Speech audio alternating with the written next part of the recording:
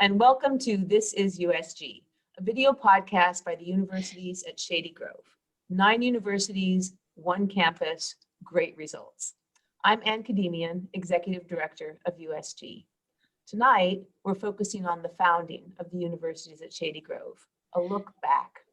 To understand a special place like USG and its key role in Montgomery County and the state, you need to meet the founders, the leaders with vision and know-how to create USG. We have 2 of those very special founders with us this evening.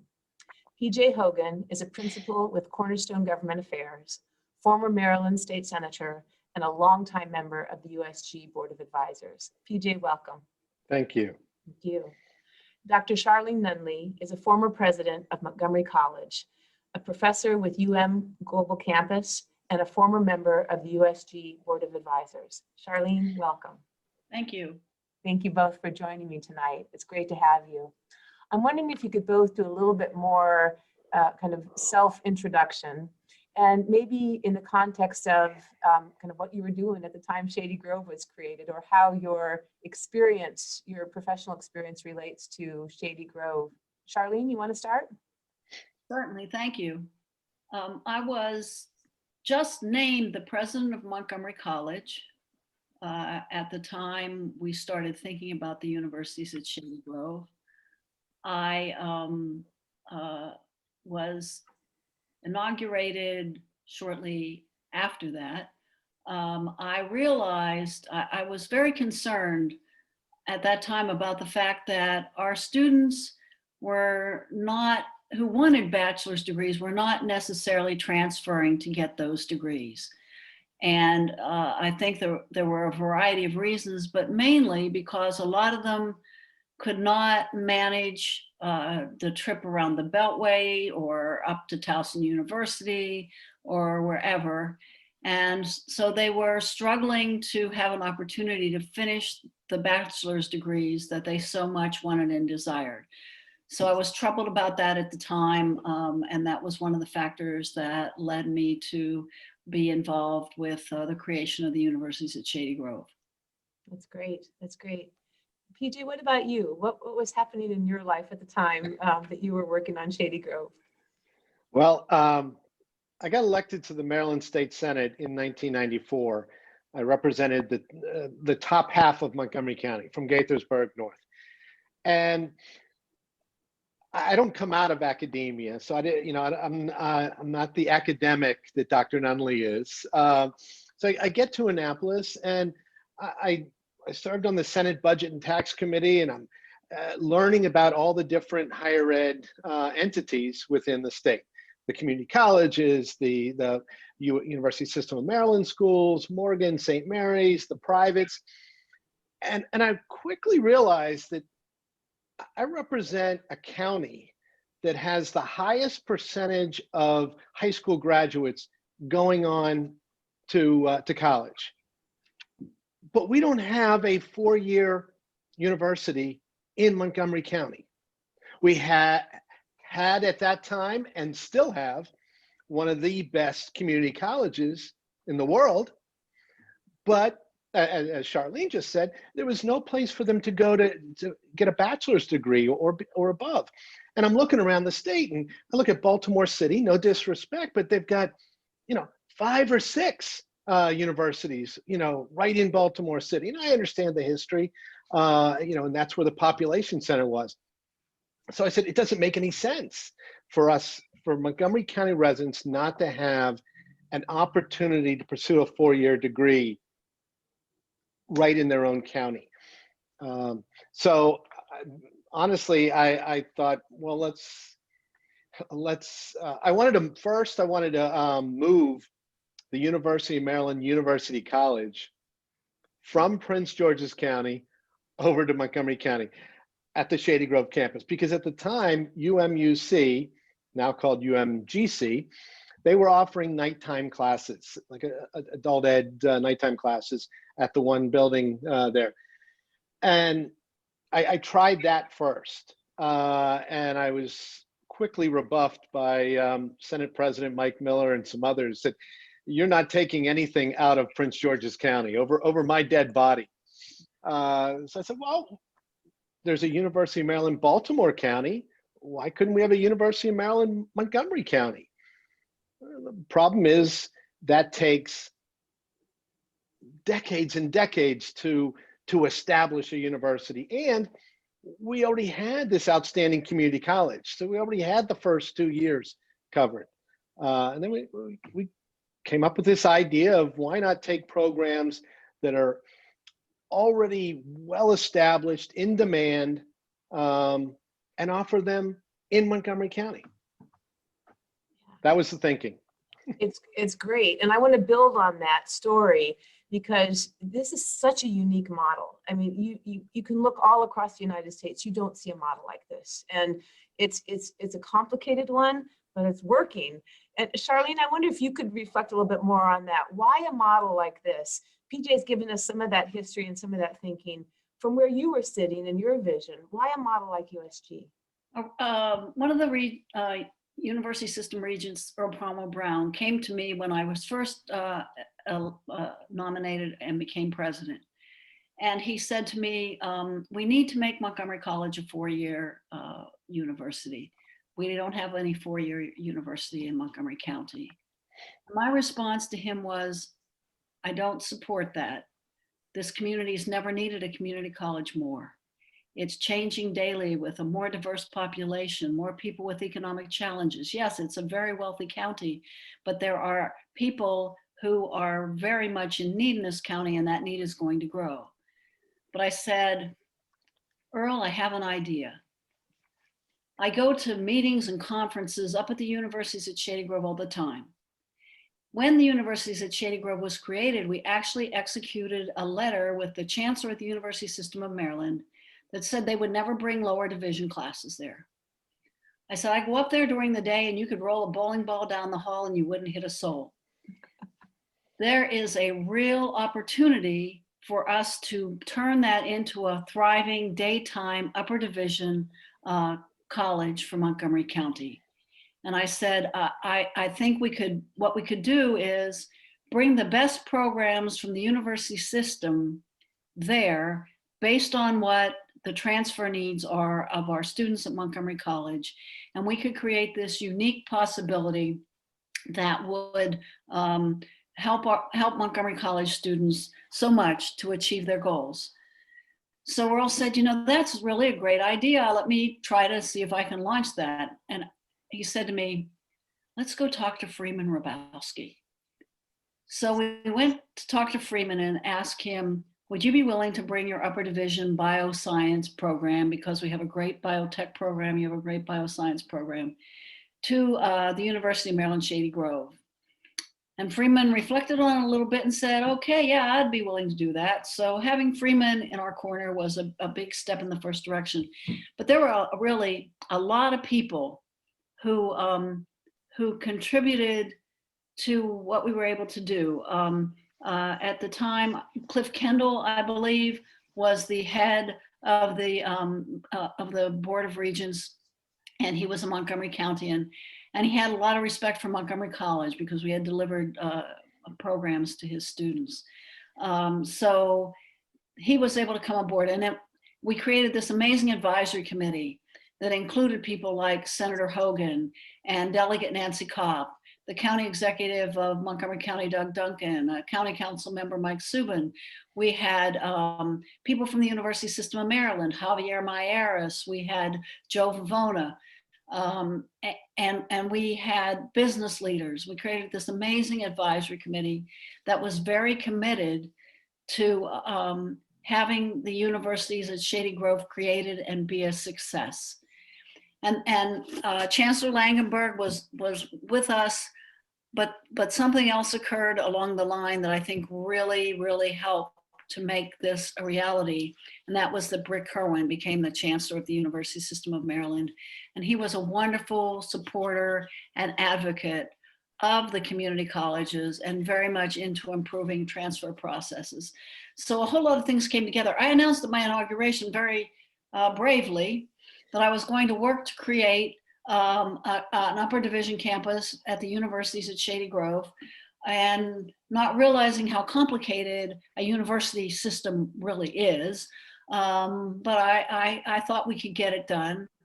And it just so many wonderful things fell into place. We had Senator Hogan who would advocate for the resources we need, and Delegate Kopp, and it just all fell into place. And I remember Cliff Kendall saying to me when we were going for the third building, "You mean you are going to go and advocate for a building for another college when you need buildings for yourself?"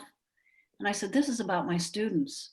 My students need that building. And I'm not going to hesitate to advocate for what I need at Montgomery College, but I can do two things at the same time and advocate for you because it's important for the future of my students and the future of our community." That is such a great story, Charlene, and so interesting to see your thinking as a leader that was connecting those two institutions as opposed to seeing them somehow at odds with each other. That's fantastic. PJ, I wonder if you could tell us a bit about what was going on in the legislature at the time and some of that, making this happen in the legislature. What did it take? What were some of the challenges? What were some of the obstacles, and how did it finally go through? Sure, but I want to highlight something that Charlene just said. USG would not have happened without her, without a supportive community college, without a leader of the community college that did not feel threatened by another higher ed institution in Montgomery County. And in fact, not only was she not threatened, she saw it as a real advantage for the Montgomery College students. And that is the connection between Montgomery College and USG, I think, is the single most important factor of why it's been a success. This kind of almost seamless movement of students matriculating through Montgomery College and being made aware of the opportunities at USG, the collaborations between the two, I've not seen exist, frankly, in some other, and that's why I think some other regional higher education centers have not done as well, because they've not had the outstanding supportive community college leader that we had. Why it came together, how it came together in the legislature, because there was such broad-based support. There was really no opposition per se, other than, look, it's somewhat a zero-sum game. There are some people that say, well, if as Charlene just pointed out, wait a minute, if you build a new building at USG, is that take away from the possibility of building a new building at Montgomery College? That is very small-minded. And Charlene, she could see bigger than that and see, no, you can do both. And we did do both. Built new buildings at Montgomery College, built new buildings at Shady Grove. Getting the presidents, university presidents, and this is just my opinion, I've never been a university president, so how do I know? But they're very parochial. And they often will look at something and say, oh, if something's going here, it's not coming here, whether it be a program, a building, attention, you name it. And it took some big thinking university presidents like Freeman Abrowski to say, oh no, you know what? That's good for me. That's good for UMBC. If I can bring a program or multiple programs from UMBC to Montgomery County. Montgomery County students are one of the biggest feeders to UMBC. So Freeman got it right away, and he saw, here, not only can they come to me, I can go to them via USG. So we had business community support, political support, education leaders support. Now it's just a matter of getting the funding, for operations, for buildings. I mean, it is now a campus. It was not a quote unquote campus at the time. So you had a lot of broad-based support and a constant drumbeat. It became a number one priority for the county executive, the county council, the county delegation, the business community, the technology community. And that's why I think it happened. Yeah, it's an exciting story of vision, and the importance of leadership and vision to make it happen. That's wonderful. I wonder, Charlene, if you could reflect a little bit. It's 20 years now. USG has celebrated its 20-year anniversary, and with your vision, students in Montgomery County who might not otherwise go to college have had a chance, have a chance to go to college. It's accessible, it's affordable, with all the support, the different financial support, but also the model of 2+2 is a more affordable model. What are your thoughts on how Shady Grove is doing at this 20-year mark? And kind of, is it as you imagined?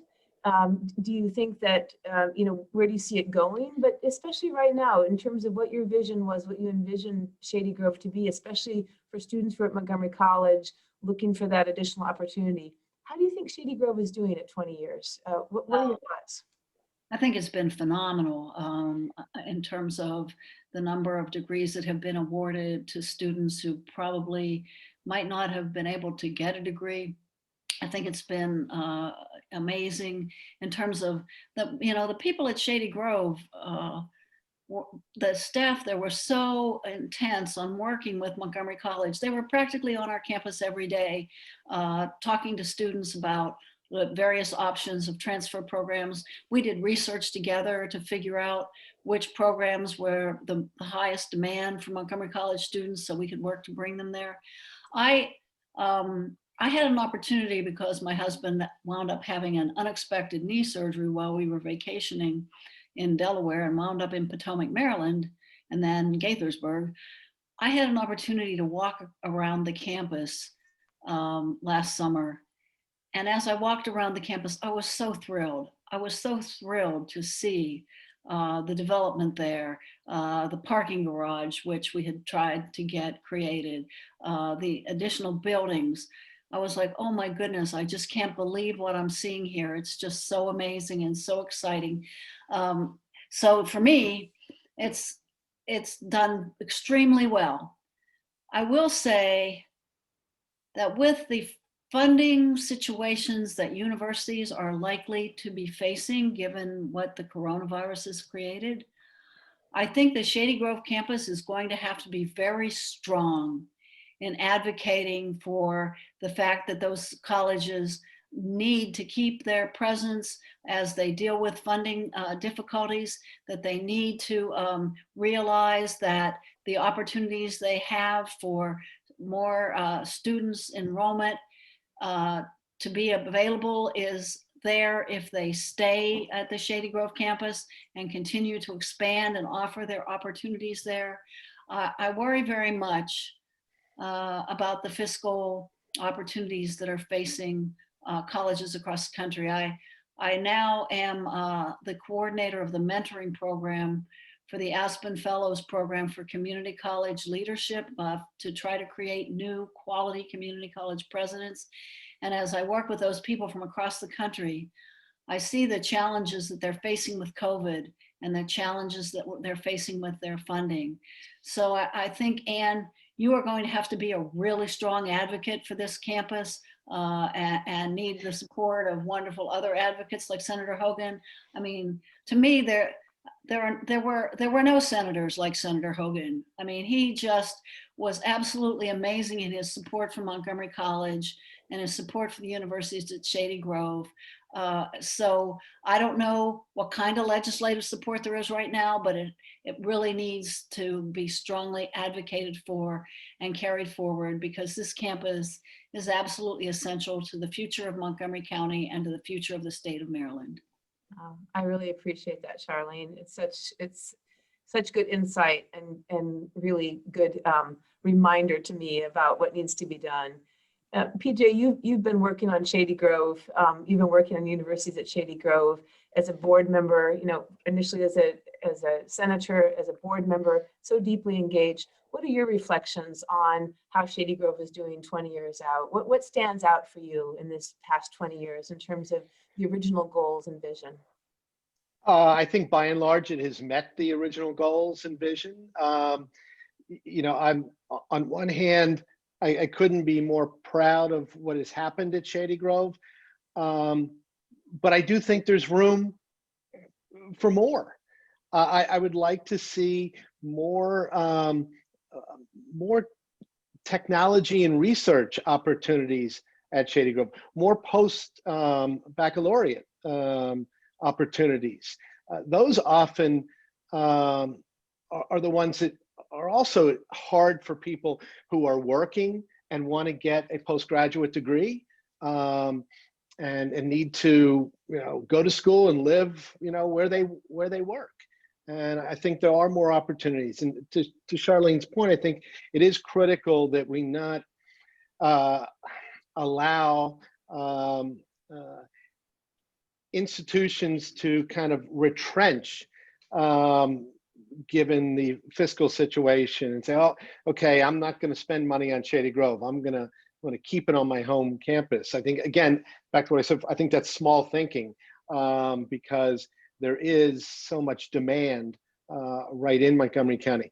And I don't want to, one of the other reasons Shady Grove is what it is, and I think you are up to the challenge, but in some ways, I feel for you having to follow Stu Edelstein. Stu, as executive director, was just, to say he was passionate about Shady Grove is an understatement. He was persistent, passionate, and just constantly beat the drum with anyone and everyone about USG. And I have full confidence that you will do the same. But there are challenges, but I do think it can get even better than what we know today. I think in some ways, as Charlene said, higher ed's going to go through a lot of disruption. And I think disruption actually is an opportunity for USG to fill some of those gaps and voids that are created in this disruption. I agree with you on both counts. Stu Edelstein has left very big shoes to fill. and also disruption is an opportunity. I agree with you, absolutely. Charlene, what do you think about the future? PJ has shared a little bit about where he sees some opportunities for Shady Grove and some gaps that we might need to address. What about you? What do you see in the future for Shady Grove? What's your advice for how we think about Shady Grove in the future? Well, I think, again, consistent contact with Montgomery College and observation of what kinds of majors the students are pursuing there, so that you can make sure that you have the best upper division opportunities for those students to attend. I think a very strong relationship in terms of counseling, advising. We need to make sure that these transitions are seamless for students. Also, I think there are probably some opportunities to work with high schools. I do believe that that there are students in Montgomery County in today's day and age who don't believe that college is in their future. We need to work to change that, because the future of job opportunities is that at least an associate degree is going to be important for you to be able to have a living family wage.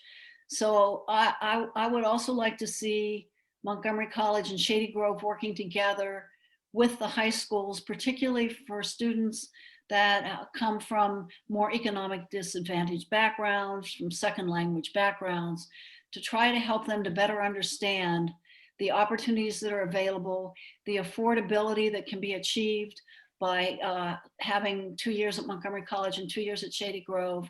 I used to tell people that you could basically get a bachelor's degree from the University of Maryland College Park at half the price by starting at Montgomery, finishing with a College Park degree, and the degree is exactly the same. You still have the College Park degree. So for me, for the future, I think it's about making sure the right programs are in place, the right support is in place for the students, and maybe figuring out some additional ways to reach into the high school populations to help them to see college as part of their future. That's great. That's great. PJ, I didn't ask that specific question to you. I'm wondering, do you have some similar kinds of reflections? You talked a little bit about focusing on different kinds of baccalaureate degrees and expanding that in postgraduate degrees as well. Do you have any other reflections maybe on, kind of where USG can go in the future? Well, I don't mean to be duplicative, but Charlene's last comment about the affordability of the degree, you get it at half the price. Today that's all you hear about is people complaining about the high cost of higher education.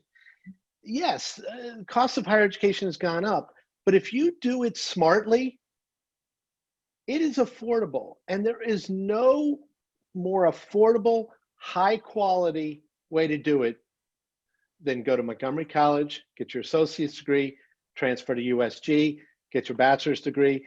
You will, as we all know, that at four-year universities, the cost of room and board is at public universities is about equal to what you're paying in tuition and fees. If you eliminate that, now granted, you've got to eat, you're living at home, but if you can live at home, save money, it's, for me, it's a no-brainer. But sometimes it's hard to get people to understand that.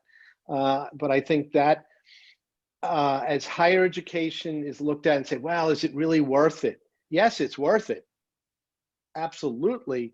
But if you can't afford, the four-year university experience, there is an affordable way to get the degree that you need to be successful. Yeah, no, it's great. Absolutely, it's fantastic.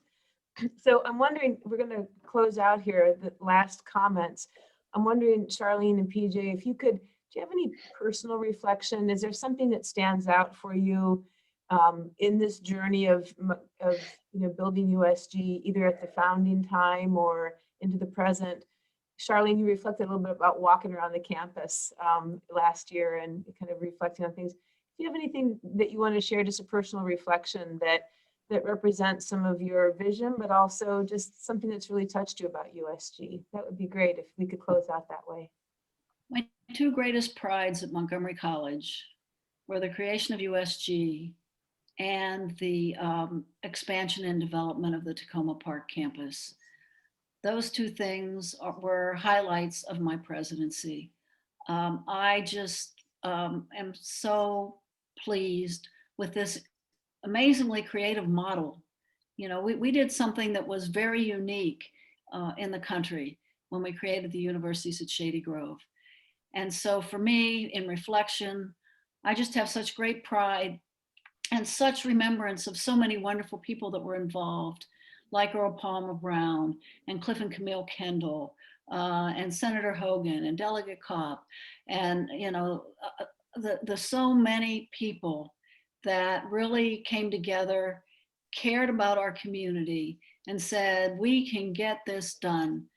So pride is my feeling, pride and satisfaction at seeing what you all at the University of Shady Grove have continued to do since I retired, and keep it going, because it's just an amazing, amazing thing, and so valuable to the students of Montgomery College. It's a beautiful reflection. Thank you. PJ, what about you? What stands out for you? I don't do it so much anymore. I used to go to a lot of graduations, college graduations, and I've spoken at many college graduations. And there are two college graduations that I spoke at that I will never ever forget. One was University of Maryland University College in Heidelberg, Germany. And what was special about it was talking to the students afterwards and hearing their stories. These are people that they were in the military, and they moved around every 2 or 3 years, went part-time, and managed, because of UMGC, University of Maryland Global Campus now, managed to get their degree maybe after 10 years, 12 years. It was so important to them. Same thing at USG. I remember speaking at USG graduation and hearing the stories of students first in their family to go to college. All this single mothers, single fathers, going part-time, working, but wanting so badly. They saw the value in getting that degree, and if not for the universities at Shady Grove, they would tell me there was no way they could get that degree, and no way they could advance their career for themselves, personally, professionally, and for their family. And it has filled and provided an opportunity for people that is so valuable, and I will make sure it keeps going and keeps presenting that opportunity for our students. Thank you, PJ. Let me just thank you both for the vision and the leadership and the energy and devotion that you've given to creating USG and to seeing it through to these first 20 years. And let me thank you for the insight and the guidance to, help us keep going forward. And I really appreciate this chance to talk with both of you, to get to know you a little bit better, and especially to learn more about Shady Grove, the universities at Shady Grove. So thank you both for taking time tonight. Really appreciate it. And we'll talk again soon. Thank you. My pleasure. All right, mine too.